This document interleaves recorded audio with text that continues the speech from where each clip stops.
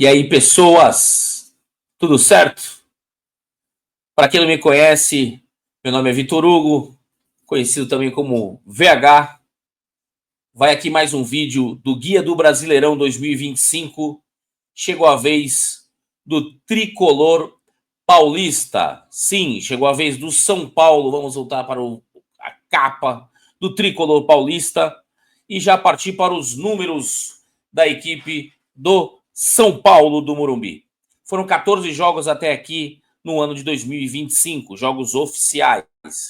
6 vitórias, 4 empates e 4 derrotas. 19 gols marcados, os gols pró, 14 gols sofridos, os gols contra. 53% de aproveitamento na temporada.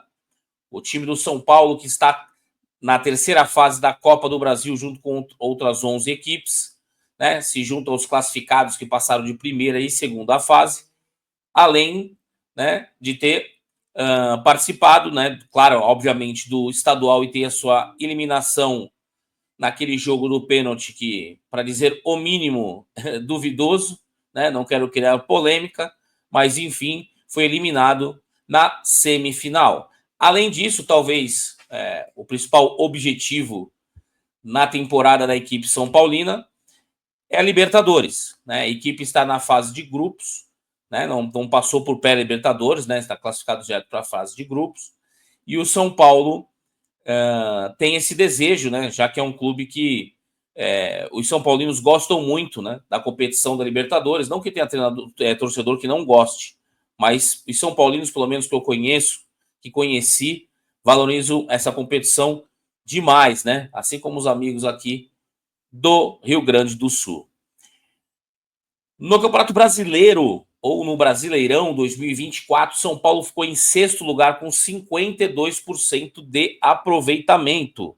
Só para fazer a comparação, voltando aqui às telinhas, agora está com 53%. É claro, você pode pensar, Campeonato Brasileiro, diferente de Paulistão, mas o treinador é o mesmo, tá? Então, São Paulo em sexto lugar, classificou para a Libertadores com 52% de aproveitamento. O treinador é o argentino Luiz Zubeldia, que até deixei uma outra tela aqui com a ficha técnica dele, né, da carreira dele, para poder citar para vocês, para aqueles que, por acaso, não conheçam bem a trajetória do treinador do São Paulo. Luiz Zubeldia, que já está desde a temporada anterior, tem 59 jogos somados até aqui, 27 vitórias, 16 empates e 16 derrotas, com um aproveitamento de 55%. Ou seja, né, se ele mantiver esse aproveitamento, é bem capaz que o São Paulo, no Campeonato Brasileiro, já que aqui a gente não está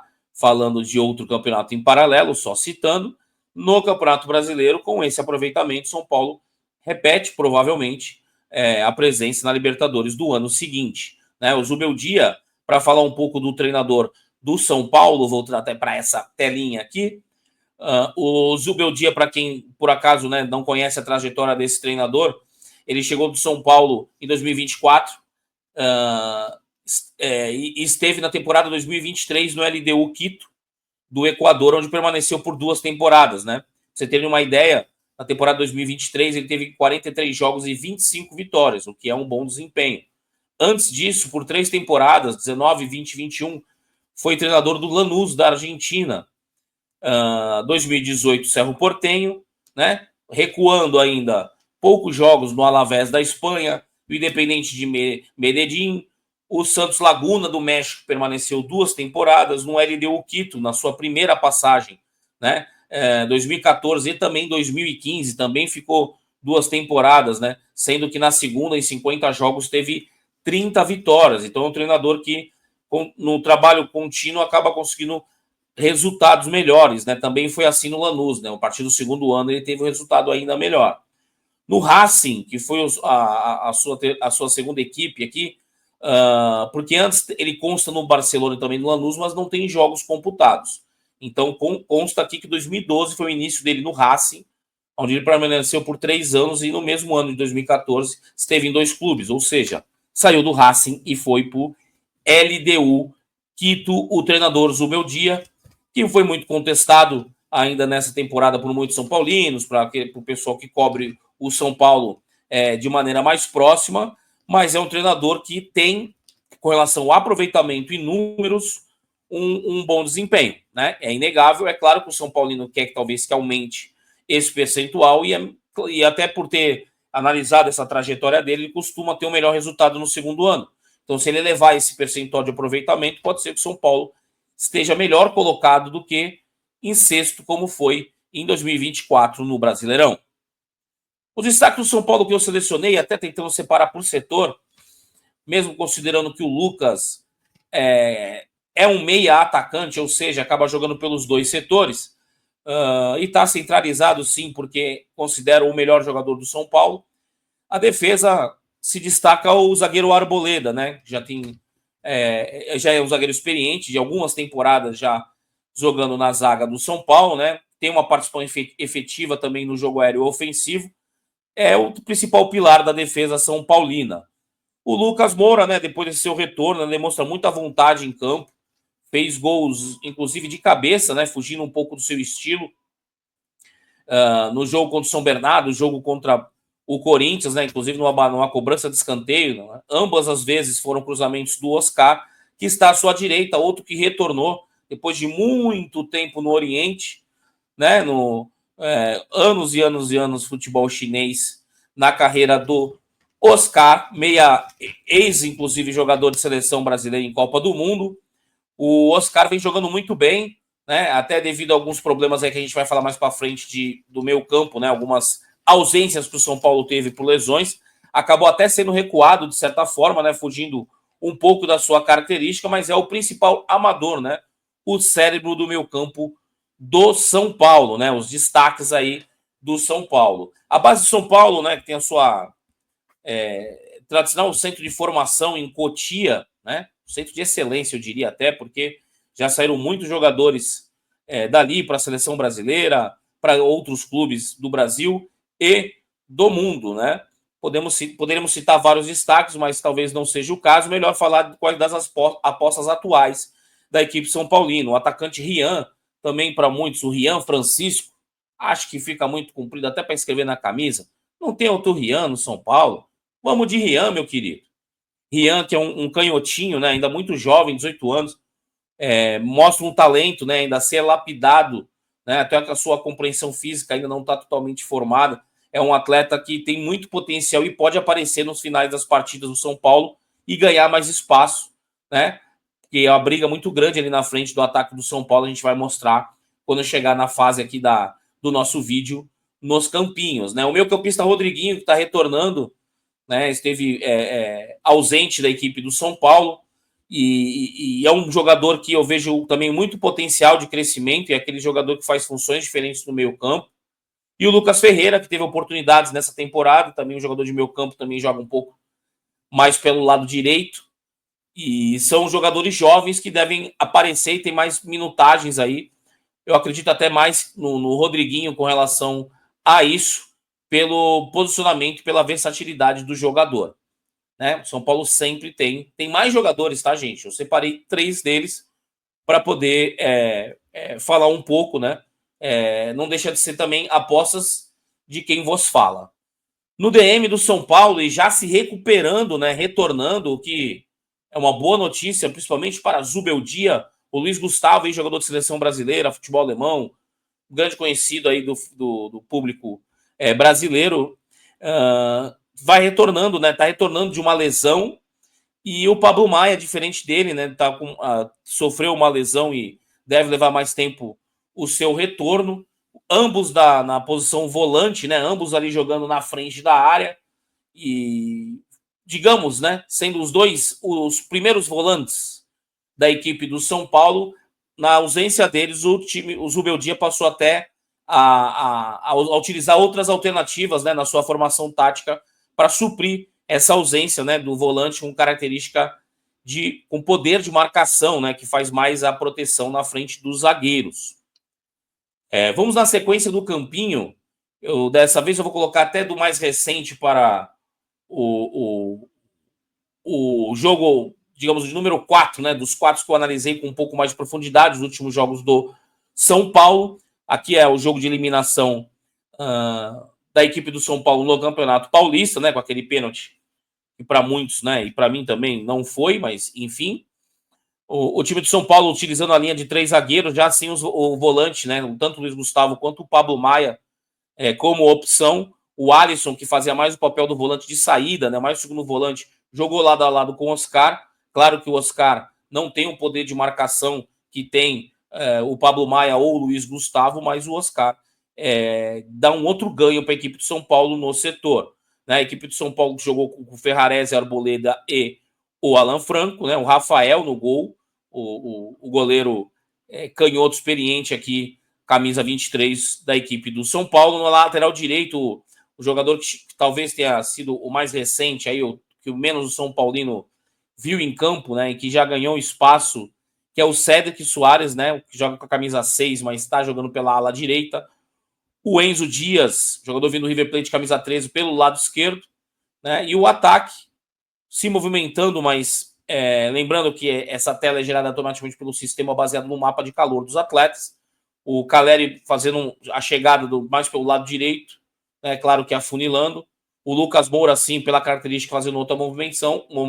E o Luciano, um jogador que eu vou dizer para os São Paulinos e para quem assiste, jogador que eu considero, de certa forma, subestimado pelos São Paulinos. Um abraço para Célio Jesuíno, grande amigo de Porto Feliz, São Paulino, a quem eu dedico.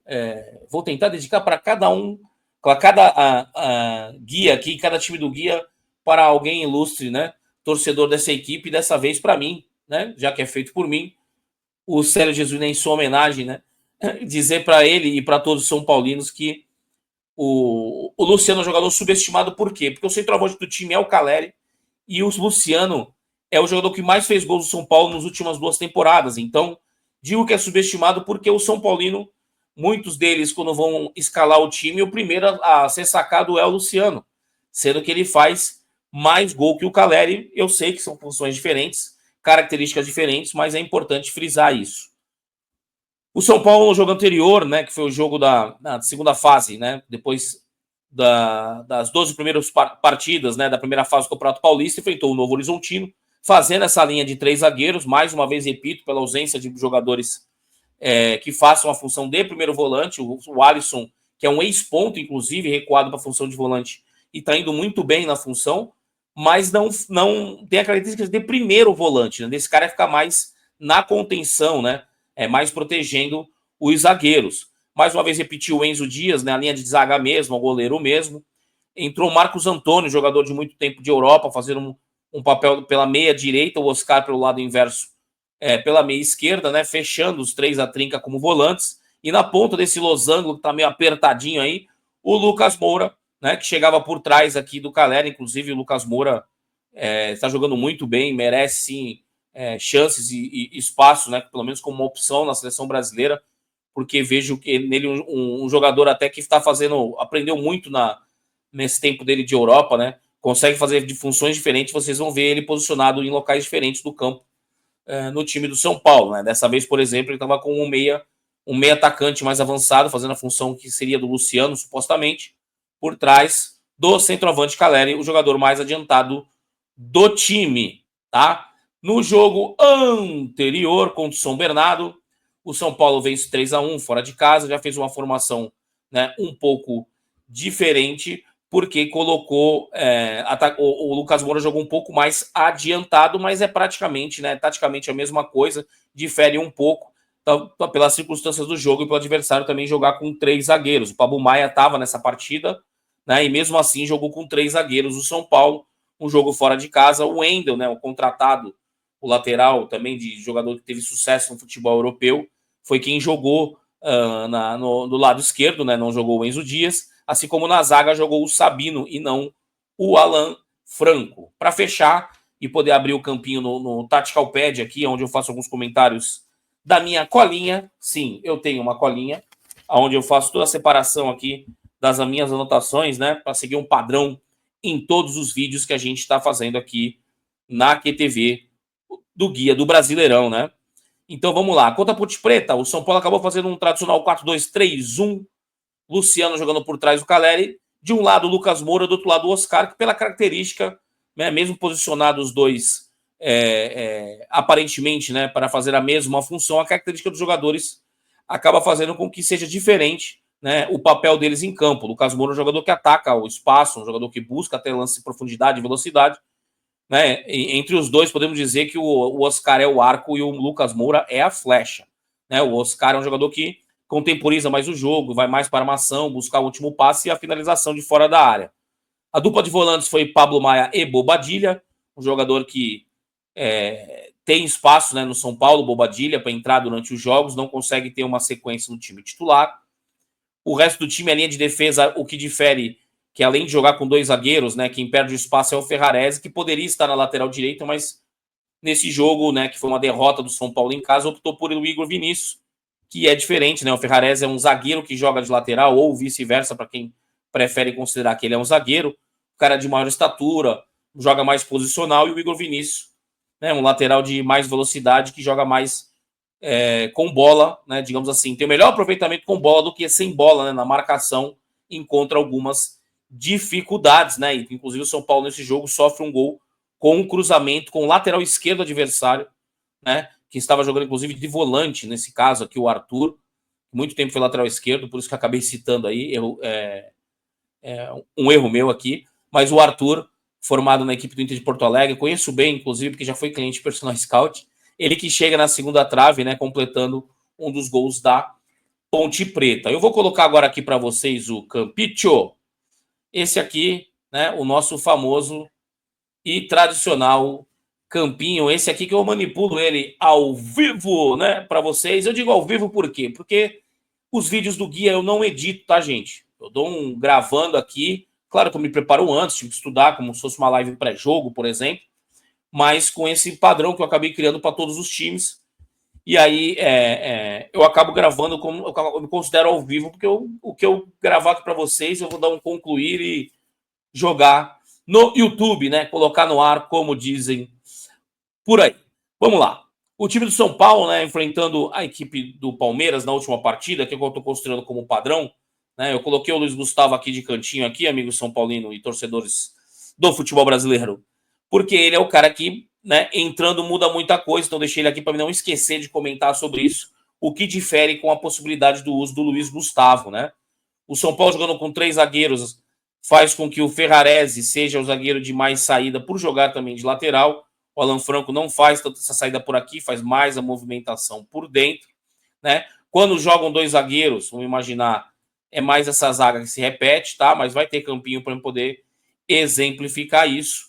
Dos jogadores do São Paulo, o Oscar, digamos, é a novidade além do Cédric e do Enzo Dias. O São Paulo que teve dúvidas, né, durante, para dizer o mínimo, né, na temporada passada, nas suas laterais, acabou contratando o Cédric Soares, Enzo Dias e também o Wendel, né? Então o São Paulo acabou, digamos assim, equipando, né, o seu elenco nas laterais, né? Porque era uma dúvida realmente sempre nos jogos do ano passado, se você pudesse dizer, cravar com certeza quem seriam os laterais do São Paulo, né? Eles não deixavam também o torcedor de São Paulino muito satisfeitos, pelo jeito, nem a direção, que foi atrás de outras opções, né? Já que o time é o mesmo treinador, a maioria dos jogadores permaneceram no elenco. Eu acredito, por exemplo, que vou passar um outro esquema tático aqui, que é o anterior, São Paulo, eu separei alguns, esse aqui já colocando jogadores, estando todos, né, à disposição. Acredito que o São Paulo pode sim fazer esse esquema, mais uma vez, lembrando que o Luiz Gustavo voltando, né, muda um pouco isso aqui, mas jogando novamente com 3 zagueiros, o São Paulo pode fazer um esquema dessa forma, que quem, né, utiliza os lados do campo são os alas, né, Cédric de um lado, o Enzo do outro, se for os titulares na ocasião, além do Lucas Moura, que é um jogador que tem busca profundidade, não guarda a posição, se movimenta, e o Oscar, como eu falei, busca atuar mais pela faixa central, né? É mais um armador. O Luciano chega como um ponta de lança, como se dizia antigamente, mas é um segundo atacante, né? Muitas das vezes o Caleri puxa o espaço, abre o espaço, puxa o zagueiro, no caso, e abre o espaço para o Luciano poder chegar para concluir, né? O Luciano tem uma boa finalização, principalmente na entrada da área, uma margem de erro pequena, inclusive, né? Como se fosse um tiro livre ali o arremesso ali do basquete, né?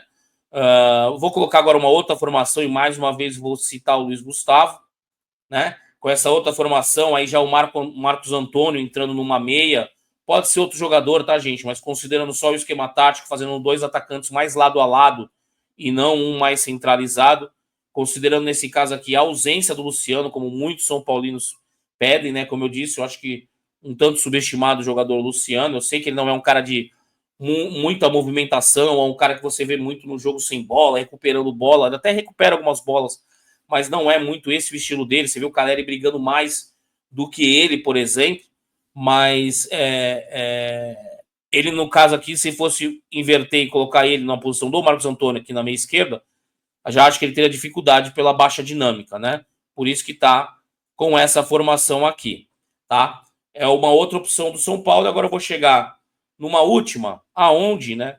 Considerei até uma situação de segundo tempo, né? O Ferreirinha, que é um dos caras que tem no elenco do São Paulo, que busca uma profundidade, que tem 1 contra 1, podendo estar atuando, né? E aí o time mais ofensivo, né? Com Oscar e Alisson, mas eu considero, e vou fazer agora sim, a colocação do Luiz Gustavo no campinho, né? Ferreirinha deixando aqui o espaço. Considero que a equipe do São Paulo pode ser que comece no Campeonato Brasileiro dando preferência para essa formação, tá? Podendo haver uma variação tática com esses jogadores em campo, sempre lembrando que no momento ofensivo, né, vamos considerar aqui o momento ofensivo, São Paulo com bola, tá? Vamos imaginar o São Paulo com bola, né? Os corredores para os laterais, né? Não tem o adversário em campo, tá, gente? Mas vocês entendem aqui o que eu estou tentando formatar, né? A maioria dos times, gente, né? A gente precisa sempre considerar, que eu falei nos outros vídeos também, como a equipe se define, né? Com bola e sem bola, né? O São Paulo acaba realmente jogando como a maioria dos clubes, né? Faz 1-2, né? A linha, os 2 zagueiros ficando por trás. Os dois laterais adiantados, no caso do São Paulo, mesmo com 2 zagueiros, se adianta, né? Como alas aqui, né? Porque não tem pontas no time do São Paulo. O Lucas Moura acaba atuando mais pela faixa central. O São Paulo acaba atacando mais nesse formato. Você pode considerar que é um 2-4-2-2, sei lá, né? Nem se fala muito em siglas numéricas quando se fala um momento com bola. E o São Paulo, no momento que se defende sem bola, se for jogando com linha de 4, rapidamente fecha, né, a última linha, os 2 volantes, ou seja, defende. Deixa eu tirar o Luiz Gustavo daqui, né? Faz 2 linhas, faz a primeira linha de 4 e rapidamente os 2 volantes recuperam e volta a recomposição para fechar 2 linhas de 4, pelo menos, até o retorno do Luciano, o Lucas Moura e o Oscar. O que acaba acontecendo muitas vezes é que o Oscar se preocupa em pegar um dos volantes enquanto o Luciano não retorna, né? Então, o que torna traz uma dificuldade para o São Paulo na marcação dos laterais, principalmente naquela situação de marcar o lado inverso, né? Que se o Oscar estivesse preocupando em marcar por aqui, fica um 2-1 contra o Enzo, né? Com essa formação, tá, gente? O São Paulo, quando jogou com 3 zagueiros, só para vocês terem uma ideia, vou trocar até o campinho. É engraçado, porque o São Paulo acaba jogando com linha de 4, defendendo rapidamente com 6 jogadores na recomposição, né? Na que a gente chama de transição defensiva. Jogando com 3 zagueiros, rapidamente, o que acaba acontecendo é a defesa com esses, digamos assim, 6 jogadores, mas nesse formato. Só que muitas vezes, um dos alas está participando muito efetivamente do ataque. Então, o São Paulo acaba ficando mais vulnerável na transição defensiva com 3 zagueiros. O que é curioso para quando você vai fazer uma análise tática, quando você fala, pô, tá com 3 zagueiros, teoricamente está mais protegido. Mas às vezes não, principalmente no caso do São Paulo na transição defensiva. Lembrando que o São Paulo, por característica, eu vou voltar para aquele outro campinho, os jogadores do São Paulo acabam afunilando muito as jogadas, né, liberando o lado para os laterais, então tem muita chegada por dentro, né, desses jogadores, né, o Lucas Moura, apesar de às vezes usar o lado do campo, o próprio o Oscar, às vezes pode cair aqui para fazer um cruzamento, somente por trás aqui de onde chega o lateral com opção de passe, mas o São Paulo acaba, esses jogadores, usando muito mais a parte interna, né, do campo, né, e não tem o São Paulo jogando com esses atletas que eu imagino que sejam os titulares, e até mesmo se você trocar, não sendo o Ferreirinha, né, ou o André Silva, se entrar no lugar do Luciano, não tem jogadores que ficam buscando muita profundidade, a não ser o Lucas Moura, que no caso dele, ele é o principal jogador do São Paulo na transição ofensiva, né? Ou, como se você quiser, no contra-ataque. É o cara mais perigoso de receber essa bola ou de estar com a bola, né, em posse no momento de contra-ataque, né, do time do São Paulo. Com relação a bolas paradas, né, se for cruzamentos, a maioria deles é feito pelo Oscar, escanteios, bolas paradas, o Enzo também encosta, os laterais, mas a maioria delas, na falta frontal, o Lucas Moura também tenta, né, busca essa batida também, né.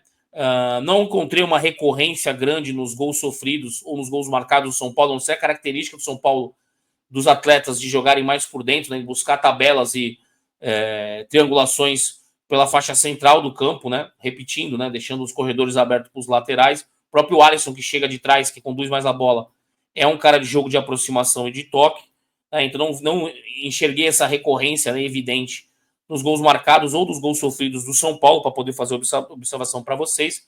São Paulo é uma equipe que finaliza 11 vezes em média esse ano na temporada, tá, nos 14 jogos, e permite que finalizem 9 vezes no seu gol.